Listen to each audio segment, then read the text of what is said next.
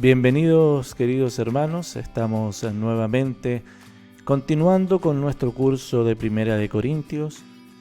El día de hoy, con la ayuda del Señor, estaremos completando el capítulo 14. Así que les invito a que puedan tomar sus Biblias, abrirlas ahí en el capítulo 14 de Primera de Corintios, tomar sus apuntes y destacar aquello que llame su atención y que sea de más provecho según el texto para sus vidas. Vamos entonces al capítulo 14 y como lo vimos en el capítulo 13 y capítulo 12, esta sección de Primera de Corintios se enmarca en lo que es el culto público y específicamente en lo que es los dones espirituales.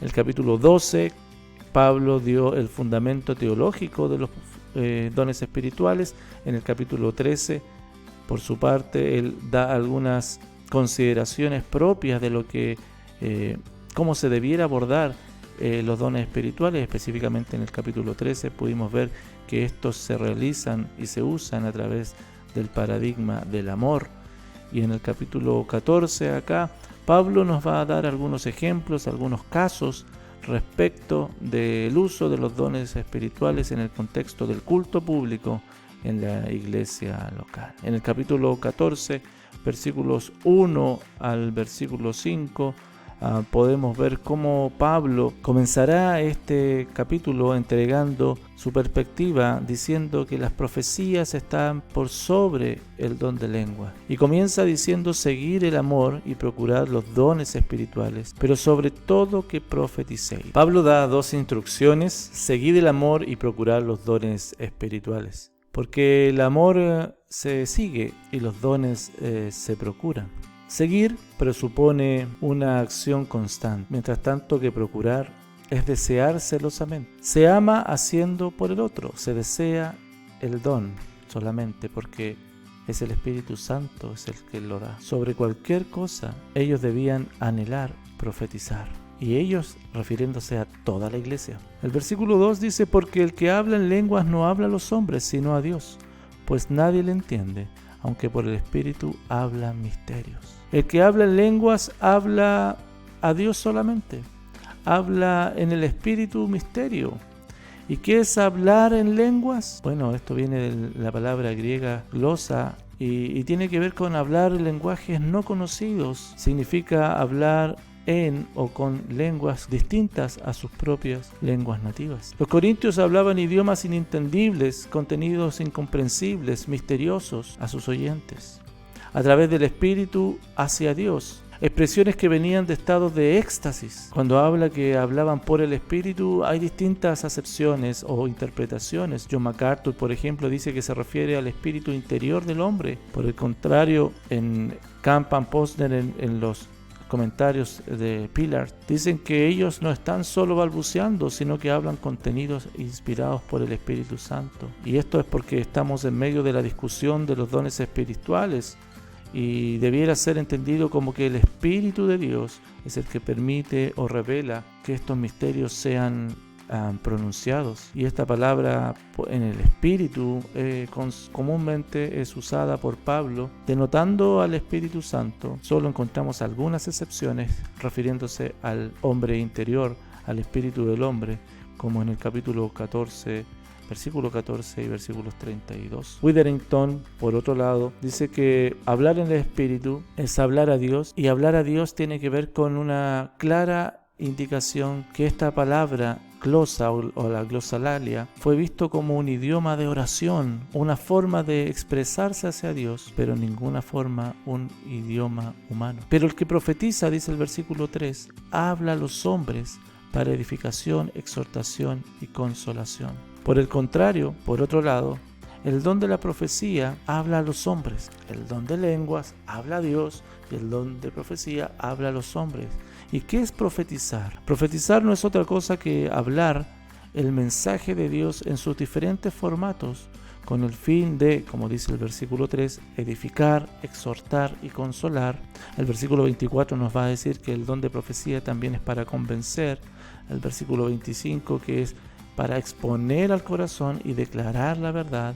Y el versículo 31 nos dice que el don de profecía es para enseñar y exhortar. Versículo 4, el que habla en lengua extraña a sí mismo se edifica, pero el que profetiza edifica a la iglesia. La lengua entonces no edifica sino a sí mismo. Esta palabra extraña, lengua extraña, es una buena expresión, aunque solamente es una, en el idioma original es una expresión.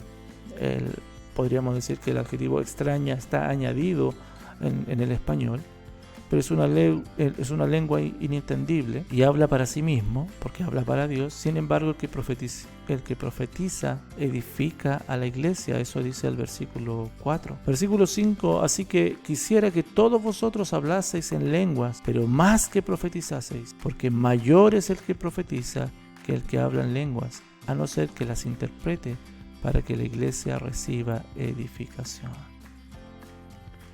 Y Pablo es claro, la profecía es mayor que las lenguas, a no ser que alguien interprete para edificación de la iglesia.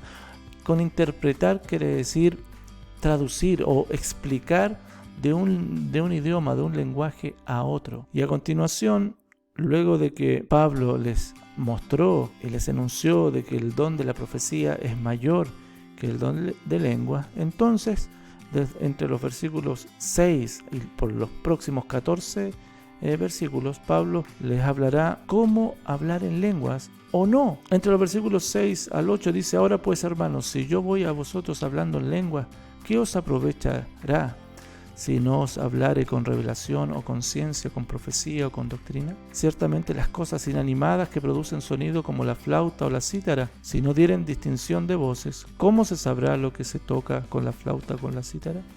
Y si la trompeta diere sonido incierto, ¿quién se preparará para la batalla? Pablo, en una medida, comienza a enseñarles acerca de la poca utilidad que las lenguas tienen, comparándolo con la profecía. Y el tema central, hermanos, vuelve a ser la edificación de la iglesia, y para eso es necesario que utilicen los medios necesarios y adecuados para alcanzar dicha edificación. Pablo lo explica de la siguiente forma, poniéndose en primera persona, y el apóstol dice: ¿qué provecho tiene si él mismo hablase en la iglesia sin contenido? Precisamente lo que se espera de la interacción entre creyentes es que se hablen para edificarse, que haya provecho en sus conversaciones.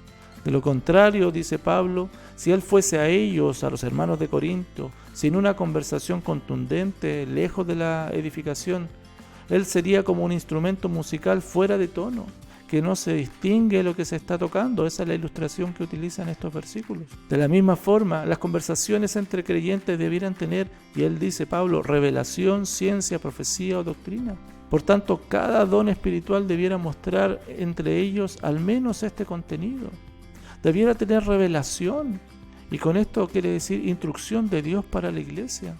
O debiera quizás tener las conversaciones ciencia, que denota un conocimiento de la verdad espiritual. O debiera tener profecía, que significa la proclamación del consejo de Dios. O cuando los hermanos hablen, Pablo les dice, debiera tener doctrina, que es la enseñanza del Señor Jesucristo y sus apóstoles a través del Evangelio. Sigue Pablo hablándoles entre los versículos 9 al 12. Así también vosotros, si por la lengua no diereis palabras bien comprensibles, ¿cómo se entenderá lo que decís? Porque hablaréis al aire. Hermanos, de la misma manera los de Corinto trataban ellos de edificarse mutuamente, pero sin palabras entendibles, solamente a través del don de lengua. Ellos hablaban en éxtasis, pero hablaban al aire.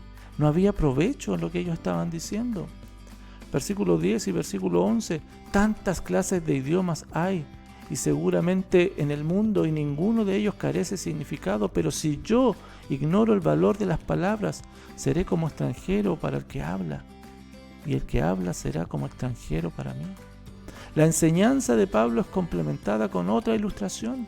Si los idiomas mundiales son todos entendibles para los que hablan el mismo idioma, pero si en la iglesia hablan lenguas inentendibles, motivadas y llevadas por éxtasis, los demás hermanos vienen a ser extranjeros unos con otros, porque no se entiende lo que están hablando. Versículo 12. Así también vosotros, pues, que anheláis los dones espirituales, procurad abundar en ellos para edificación de la iglesia. Y Pablo es decidor con lo que dice acá. Entonces no había problema que los hermanos de Corinto anhelasen los dones espirituales. Es más, es necesario ser celoso con las cosas del Espíritu, y Pablo les anima a que procuren abundar, que busquen tener más de lo que es necesario en términos de su desarrollo espiritual, pero que esto necesariamente apunte hacia la edificación. La edificación de la iglesia es lo importante, que ellos anhelasen celosamente aportar el proceso de crecimiento y madurez entre hermanos.